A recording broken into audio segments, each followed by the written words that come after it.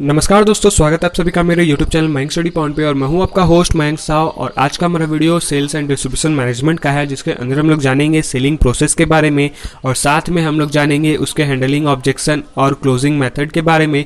तो चलिए वीडियो में आगे बढ़ते हैं। और वीडियो में आगे बढ़ने से पहले अगर आप सभी ने मेरे चैनल को अभी तक सब्सक्राइब नहीं किया है तो जल्दी इस चैनल को कर दिए सब्सक्राइब और प्रेस कर दिए बेल आइकन को भी, ताकि आपको हमारे आने वाले हर वीडियो का नोटिफिकेशन तुरंत मिले और आप उसे मिस ना कर सके। तो बढ़ते हैं आज के मेरे टॉपिक की तरफ। तो चलिए आज कुछ नया सीख लेते हैं।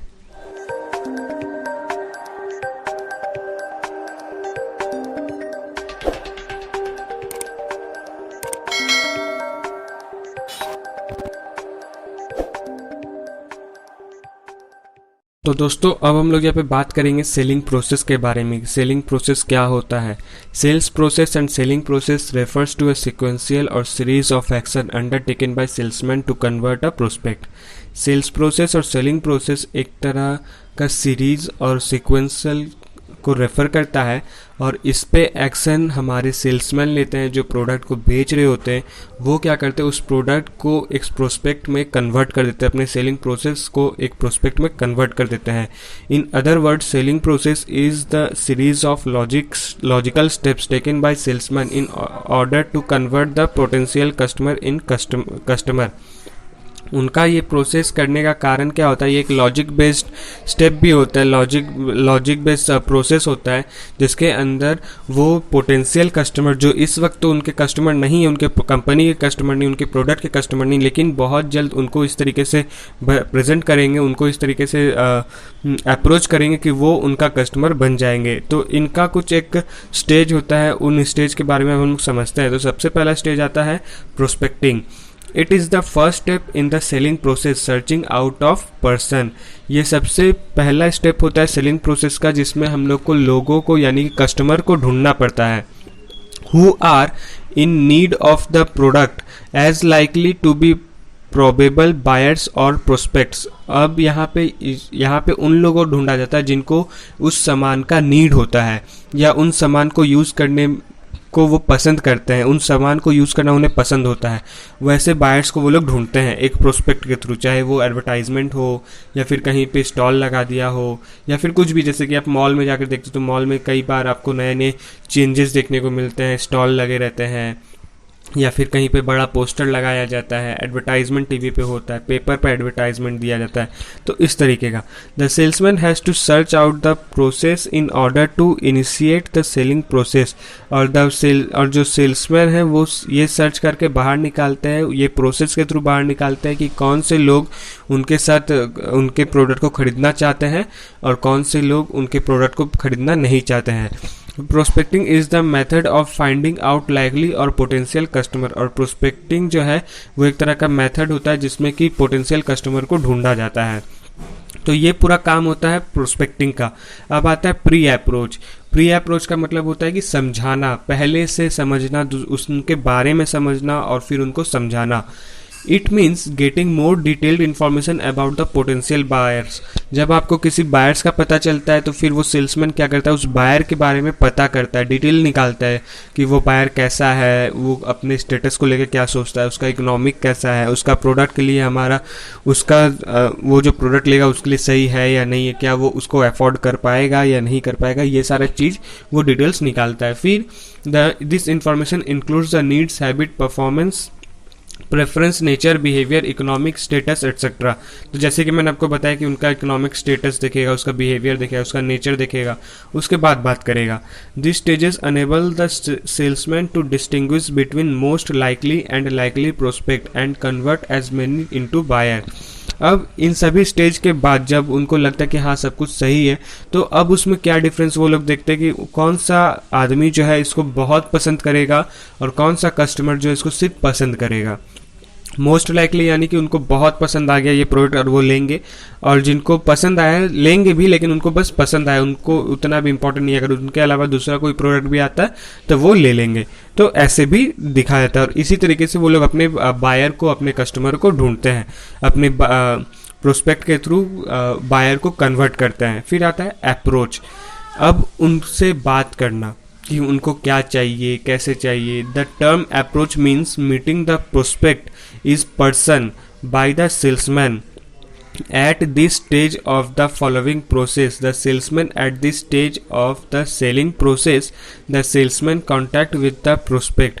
द टर्म अप्रोच मीन्स यहाँ पे इनका मतलब होता है कि मीटिंग करना। वो लोग एक दूसरे से मीट कहाँ कर रहे हैं, उनको उनके एडवर्टाइजमेंट दिखे हैं या फिर कुछ भी मिला है तो वहाँ से उनके कॉन्टैक्ट नंबर मिला, अब उनसे बात करना चाहते हैं, उनसे वो बात कर रहे हैं। कहाँ बात कर रहे हैं, चाहे वो कॉल पे बात कर रहे हैं या फिर कहीं पे मिलकर बात कर रहे हैं, या अगर कोई बड़ा कंपनी है तो वहाँ मिलकर मीटिंग फिक्स कर रहे हैं, उनसे बात कर रहे हैं। तो prospect in person by the salesman at the stage of the following process, और ये सारा मीटिंग जो है एक फॉलोइंग प्रोसेस के थ्रू होता है। इसमें सेलिंग प्रोसेस सेल्समैन जो होता है उस कॉन्टैक्ट करता है प्रोस्पेक्ट के थ्रू।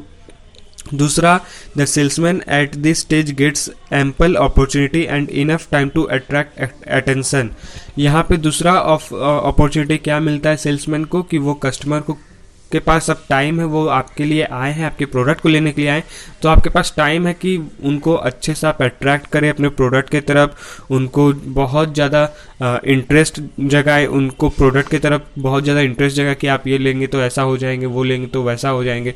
तो ये सब चीज़ उनका डिज़ायर बढ़ाना, उनका प्रोडक्ट और सर्विस आपको अच्छा से देना। The salesman intense to sell the approach consist two stages, और सेल्समैन का यही दो अप्रोच होता है जिसको वो बेच सकता है सही से। अगर वो दो अप्रोच वो सही से यूज़ करता है तो वो कोई भी सामान बेच सकता है। सबसे पहला आता है it's secure and interview, and the other is real approach of the actual interview with the prospect. सबसे पहले तो वो एक सिक्योर और एक इंटरव्यू टाइप मीटिंग होता है जिसमें सेल्समैन कस्टमर्स के बारे में जानते हैं, पूछते हैं, और कस्टमर जो है सेल्समैन के बारे में जानने की कोशिश करते हैं। Other is real approach of the actual interview with the prospect, और दूसरा कि ये एक रियल अप्रोच भी होता है कि सर आप मेरा ये प्रोडक्ट ले लीजिए, आपको एक buy one get one free दे देंगे, ये मैं अपना तरफ से लगा रहे हैं, ऐसा कर रहे हैं, वैसा कर रहे हैं, ये सब ठीक। The objectives of the approach secure favourable attention from the prospect and create enough interest so that the prospect tries to meet the salesman. अब ये सारा अटेंशन के बाद, ये सारा मीटिंग के बाद अब सेल्समैन क्या करता है, अब उनसे सवाल पूछता है कि सर आपको अब कैसा लगा, ये प्रोडक्ट लेना चाहते हैं या नहीं लेना चाहते, आपका इंटरेस्ट क्या है, कितना इंटरेस्ट वो क्रिएट कर पा रहे हैं, ये कोशिश करते हैं। फिर आता है secure willingness of the prospect in favour of purchase. अब सिक्योर विलिंगनेस इन लोग को जगाना होता है सिक्योर कि हाँ उनको चाहिए, ये प्रोडक्ट हमेशा चाहिए, उनको एक महीने में ख़त्म हो जा रहा है, नेक्स्ट मंथ भी चाहिए, तो ऐसा वो फेवर भी रखते हैं, ऐसा वो परचेज इस तरीके से उनसे परचेज करवाते हैं। फिर आता है presentation and demonstration. Presentation in salesman presentation means proper management and decoration of the shop. Presentation यानी कि आप किसी दुकान में जाते हो, आप कस्टमर हो, आप किसी दुकान में जाते हो, कैसे जाते हो, क्यों? क्योंकि वो दुकान थोड़ा सा देखने में अच्छा लग रहा है, अट्रैक्ट कर रहा है, इसलिए आप जाते हो रैंडमली किसी भी दुकान में।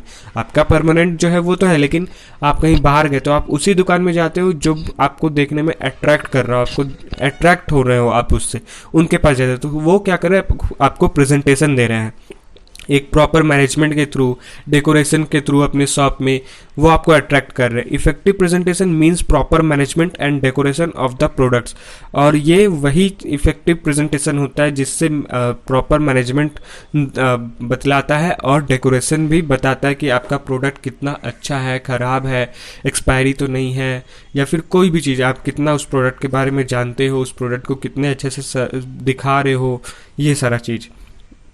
So as to increase the outward decor of the shop, effective presentation is highly initial to selling goods because generally customer comes to a customer counter attracted by goods displayed in the window of the shop.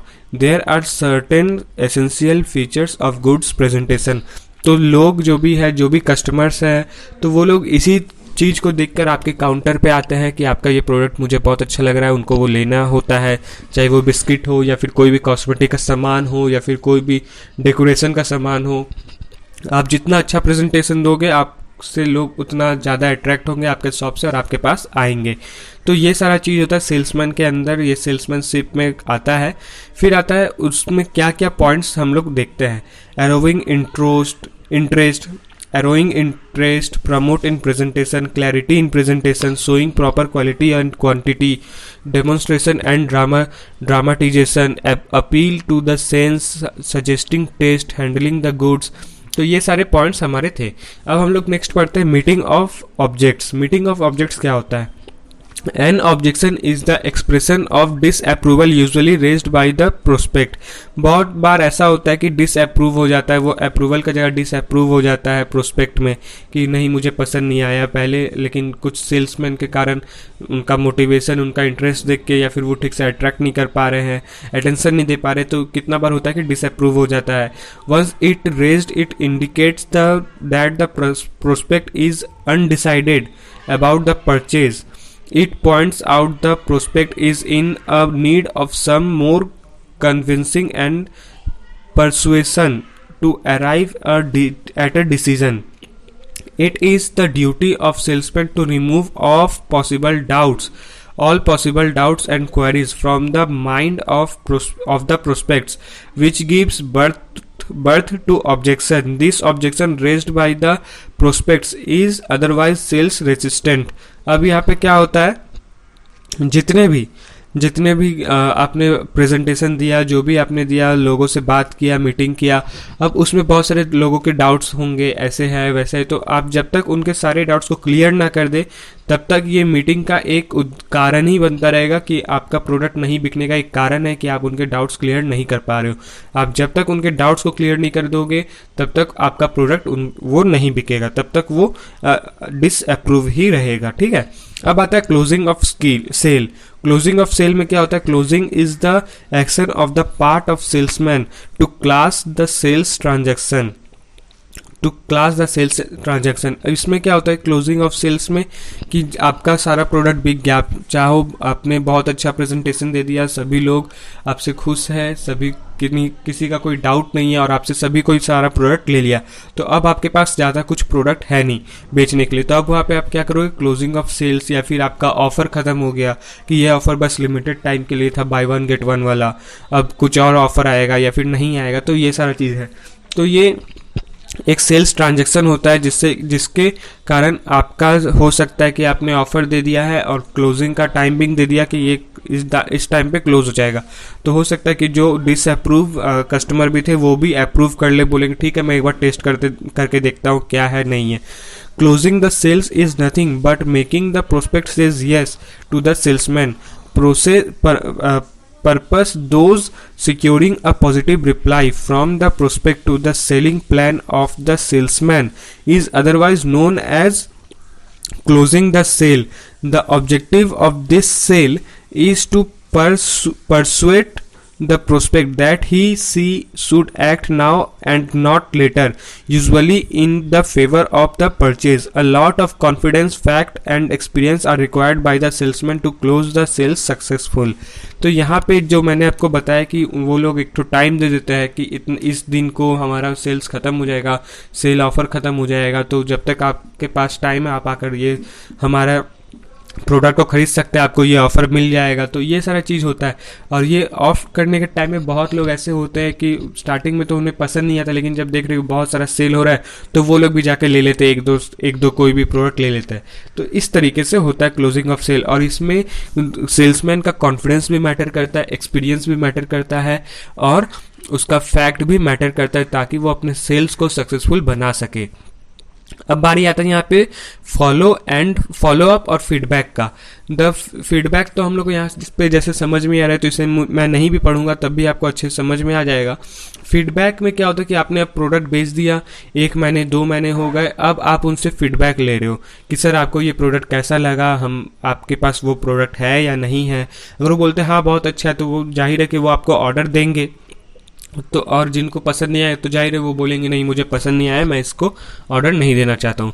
तो ये सारा follow up और feedback का होता है point. अब हम लोग बात करेंगे यहाँ पे हैंडलिंग ऑब्जेक्शन के बारे में। हैंडलिंग ऑब्जेक्शन दोस्तों आप लोग को इसका पीडीएफ मिल जाएगा। आप लोग को अगर पीडीएफ चाहिए तो नीचे कमेंट कर दीजिए, क्योंकि मुझे ये पीडीएफ चाहिए, तो मैं आपको डिस्क्रिप्शन में इसका लिंक दे दूंगा, आप लोग वहाँ से पीडीएफ डाउनलोड कर लीजिएगा।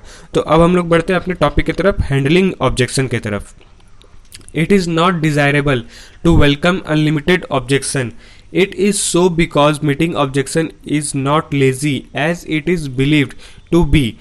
It needs vast experience, high intelligence, and immense patience on the part of the salesman to successfully meet their objection. The success of salesman depends to a great extent on the successful handling of objection raised by prospect. There are certain techniques which are helpful in successful handling of objections. तो handling objection में क्या होता है कि ये जरूरी नहीं कि ये डिज़ायरेबल भी हो, इसमें ज़रूरी नहीं कि अनलिमिटेड ऑब्जेक्शन का वेलकम भी हो, ये डिज़ायरेबल भी हो। तो इसमें इस मीटिंग ऑब्जेक्शन का एक यही कारण होता है कि जैसे कि मीटिंग ऑब्जेक्शन जो होता है वो बहुत ही लेज़ी टाइप का होता है कि क्या उसमें जाके बैठना है और खाली बात सुनना है। लेकिन हैंडलिंग में कि आप उसको किस तरीके से काम कर रहे हो, आप लोगों से किस तरीके से बात कर रहे हो, आप कितने इंटेलिजेंट हो, आपके पास कितना पेशेंस है, कितना एक्सपीरियंस है, ये सारा सेल्समैन का उसमें मैटर करता है, जो अपने सेल्स को, अपने मीटिंग को एक सक्सेसफुल मीटिंग के तरफ लेकर जाता है और अपने जितने भी कस्टमर है उनको अप्रोच करके अपने तरफ खींचता है, पोटेंशियल कस्टमर को अपना कस्टमर बनाने की कोशिश करता है। तो ये सारा चीज़ होता है हैंडलिंग ऑब्जेक्शन में। जो हैंडल कर रहा होता है उसको एक्सपीरियंस होना चाहिए, उसको वो इंटेलिजेंट होना चाहिए, उसके पास हाई मैच्योरिटी पावर होना चाहिए। ठीक है, अब आता है लिसनिंग अल्टरनेटिव। इसके भी कुछ फैक्ट्स होते हैं, इसके भी कुछ टेक्निक्स होते हैं उन जो सेल्समैन को एक सक्सेसफुल सेल्समैन बनाते हैं और हेल्प करते हैं उनको एक सक्सेसफुल सेल्समैन बनने में। तो सबसे पहला आता है listening attentively. It is quite important for a salesman to listen successfully the prospect and not interrupt in the middle.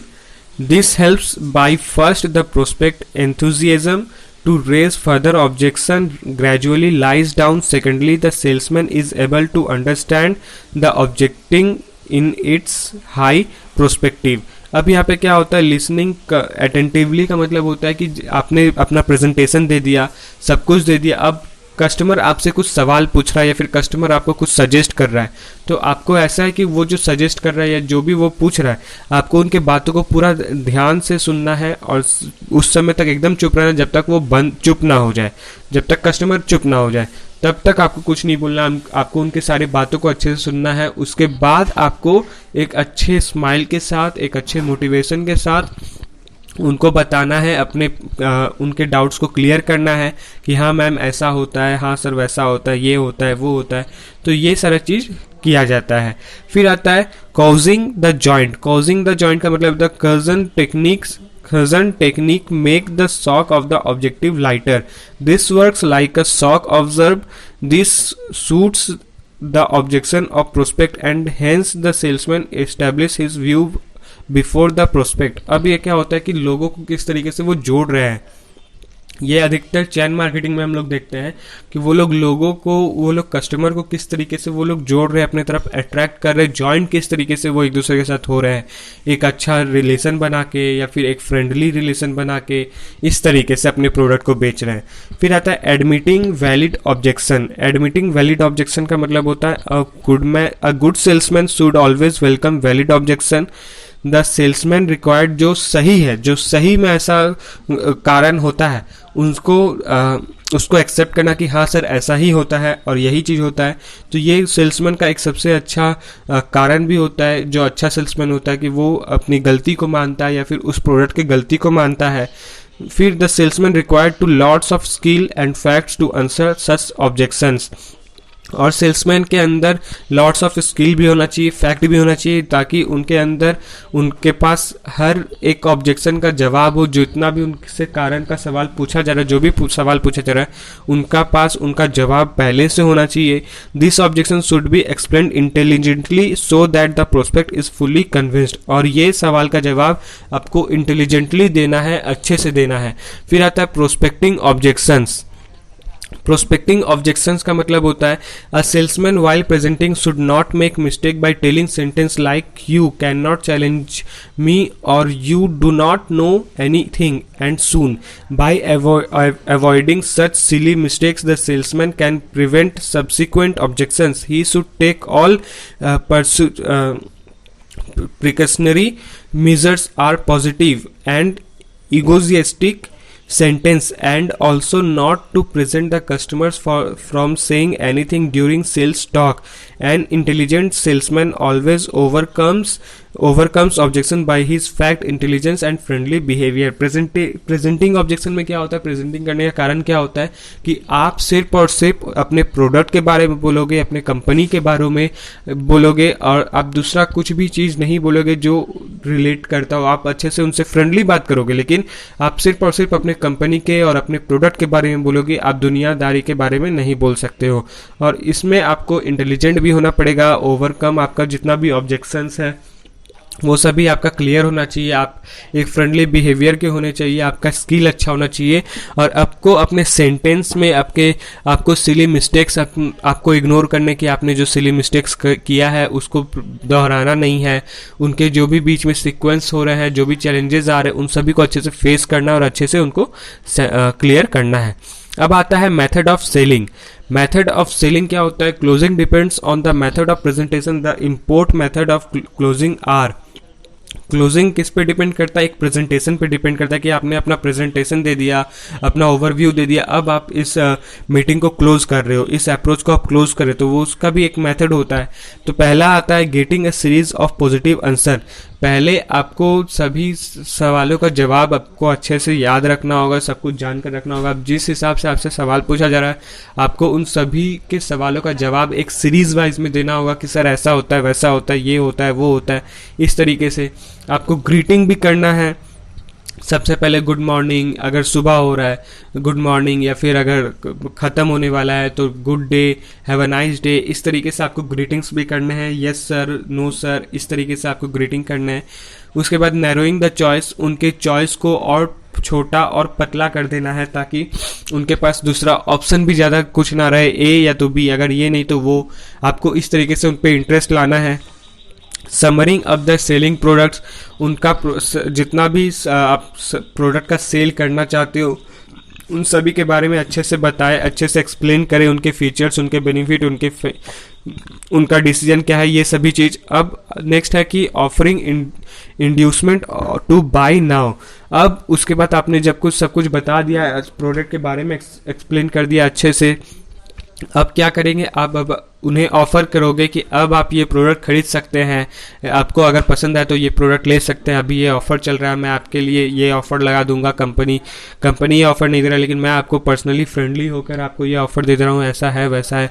फिर asking direct and indirect questions, फिर आपसे बहुत लोग होंगे जो मीटिंग में डायरेक्टली क्वेश्चन करेंगे या फिर इनडायरेक्टली क्वेश्चन करेंगे, तो आपको उनके भी जवाब सारे देने हैं उनको। फिर एज्यूम द चॉइस, फिर आपको एज्यूम करवाने होंगे कि अगर आप ए नहीं लेंगे तो आपको बी में ये सारे चीज़ें मिलेंगे, ये सारे बी में प्रोडक्ट्स हैं, ये बेनिफिट्स हैं, आपको एज्यूम करवाना है।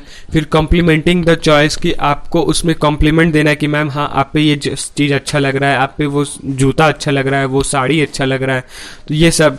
सजेस्टेड क्लोज, कि मैम आप पे ये कलर अच्छा नहीं लग रहा, वो कलर अच्छा लग रहा है, आप वो कलर का लीजिए। तो इस तरीके से सेल्समैन का मेन कारण यही होता है कि आप कस्टमर को कितने अच्छी तरीके से अट्रैक्ट कर रहे हो, उन्हें किस तरीके से समझा रहे हो, उन्हें किस तरीके से आप अपना सामान को बेच रहे हो। ऐसा नहीं कि आप उनसे रूड बिहेवियर कर रहे हो, या फिर आप उनसे ठीक से बात नहीं कर रहे हो, ऐसा कुछ नहीं करना। आपको एकदम अच्छे से सेल्फ रिस्पेक्ट से आपको अच्छे से बात करना है, सिंपली बात करना है, फ्रेंडली बात करना है और अच्छे से उनको सजेस्ट करना है।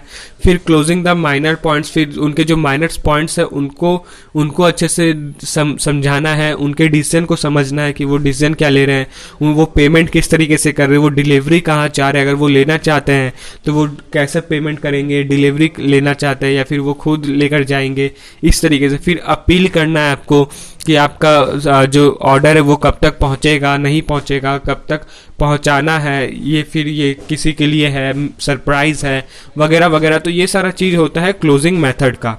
तो दोस्तों आज के लिए बस इतना ही। उम्मीद करता हूँ कि आप सभी को मेरा वीडियो पसंद आया होगा। तो जाते थे वीडियो को लाइक करें और अगर आप चैनल पर न्यू हैं तो चैनल को सब्सक्राइब करें और प्रेस करें बेल आइकन को भी, ताकि आपको हमारे आने वाले हर वीडियो का नोटिफिकेशन तुरंत मिले और आप उसे मिस ना कर सके। तो मिलते हैं हमारे अगले वीडियो पे, तब तक लिए जुड़े रहें माइंड स्टडी पॉइंट के साथ। वीडियो को पूरा देखने का आपका बहुत बहुत शुक्रिया।